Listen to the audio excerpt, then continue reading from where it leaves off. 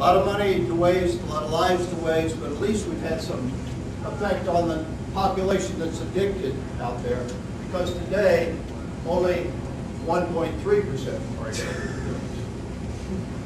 That's right, that's the only stat that has never changed, folks. 1.3% when drugs were completely legal, 1.3% after we passed all the laws, we weren't really enforcing a whole lot, and 1.3% after 4 decades of war on drugs. Some stats, however, have changed tremendously, like these. This is the clearance rate for your major crimes across the United States in the year 2006. And if that's the clearance rate, then the opposite of that is the unsolved crimes, right? 40% of all the murders in this country, unsolved. 60% of all rapes and arsons, unsolved. 75% of robberies, unsolved.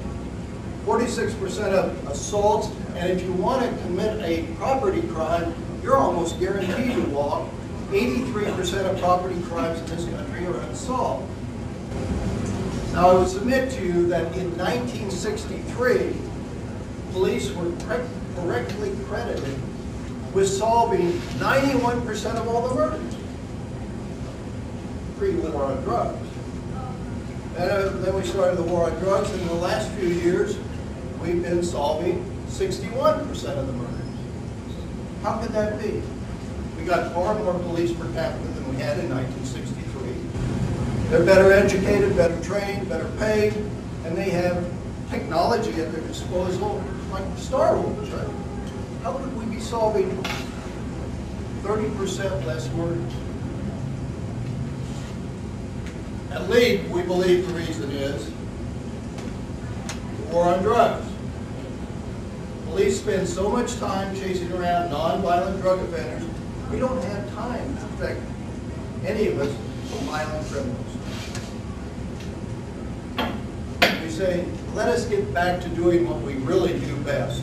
Let us protect people from violent predators, from child molesters, from drunk drivers, the things that really matter, not from consensual crimes. We shouldn't be out there trying to protect individuals from themselves. It shouldn't be our job.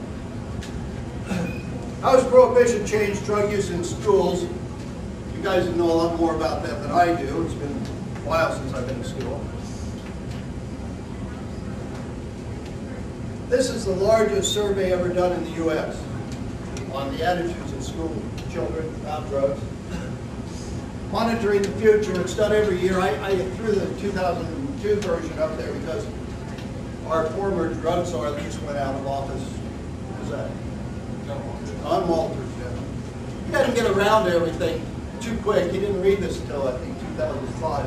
When he did read it, he said, quote, "This survey confirms that our drug prevention efforts are working." Well, let me tell you what it really says. I'm trying to get a PhD in public policy over here at UMass Boston. And this is part of my dissertation, so I studied it rather well. What that survey really said was that in a 10-year period, marijuana use in all schools, among all students, across the United States increased. How much did it increase? For 12th graders, 30%, for 10th graders, 65%, and for 8th graders, how old are 8th graders? 13 years old. For little kids, an 88% increase, and John Walters has the gall to stand up and say, this means we're winning the war on drugs? I don't think so. Here's another thing it says in that survey, and it's been in just about every survey for the last 10 years of our children in high school and junior high. And that is that they consistently tell us it's easier to buy illegal drugs than it is to buy beer and cigarettes. I see a lot of heads nodding. Always do. It's true. And what makes it true? Why is that? Drug dealers don't card kids. Got it. Drug dealers don't card kids. If a young person goes into a place where we have legalized dope, the two worst drugs, social drugs known to humans, by the way, cigarettes and alcohol, and we regulated their sale to adults, somebody in there is going to say, hey, You old enough to buy this dope? Let me see an ID. Now you know that doesn't happen down on the street. They don't want to see an ID, they want to see one thing, show me the money. As soon as they've seen that money, it doesn't matter if that child is 4 years old, they're going to get the dope. Because we have reported cases of exactly that happening. So how much money are we talking about here anyway? Spent around the world on illicit drugs. Enough to buy a cop? Better believe it. It happens many times every day. Enough to buy a judge or a politician? Regularly in our country, and even more regularly in some other countries. Enough to convince a banker to waste that dirty money through their legitimate banks? In just the banks in the southern half of Florida, in 1 year, $7 billion goes through. Folks, we're not talking about enough money spent around the world on illegal drugs to buy a cop. We're talking about enough money to literally buy whole nations. $500 billion a year. That's a lot of loot, folks. You know how I know that's a lot of loot? Until 2 years ago, that was $100 billion more than the United States defense budget. And the U.S. defense budget is larger than the next 13 countries closest to us combined. That's a lot of money. And almost all of that money is going into the pockets of drug lords and terrorists. When I say terrorists, I really mean terrorists. Osama bin Laden made almost all his money selling heroin out of Afghanistan, and back then it was all coming to the United States. Now it's mainly going to Europe and Asia because we've got some entrepreneurs in South America and Colombia and Mexico who say they'll handle the heroin for us. And they're doing quite a job of it. I couldn't even get my mind around how much is 1.9 million people. I certainly can't figure out $500 billion, so probably you guys feel the same, so I brought you a little visual.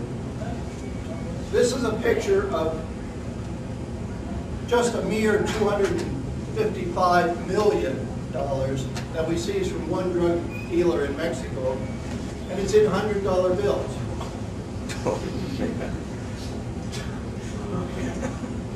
$100 bills. Now, in order to have a room that would hold $500 billion in $100 bills, you didn't need a room 2,000 times that size. So you get some idea of what we're talking about. Okay, I'm going to summarize and then take some questions, then we'll go to solutions. What I've said is, for the last 4 decades, we fought the longest war in the history of the United States, the war on drugs. We're arresting 1.9 million people every year at a total of 39 million counting. As a result of this, the prison industry has become the fastest growing industry in the United States until we talk down and people just say, we can't afford prisons. But we were building them so fast before we said that in the last 20 years we have created the equivalent of 900 new prison beds every 2 weeks for 20 years.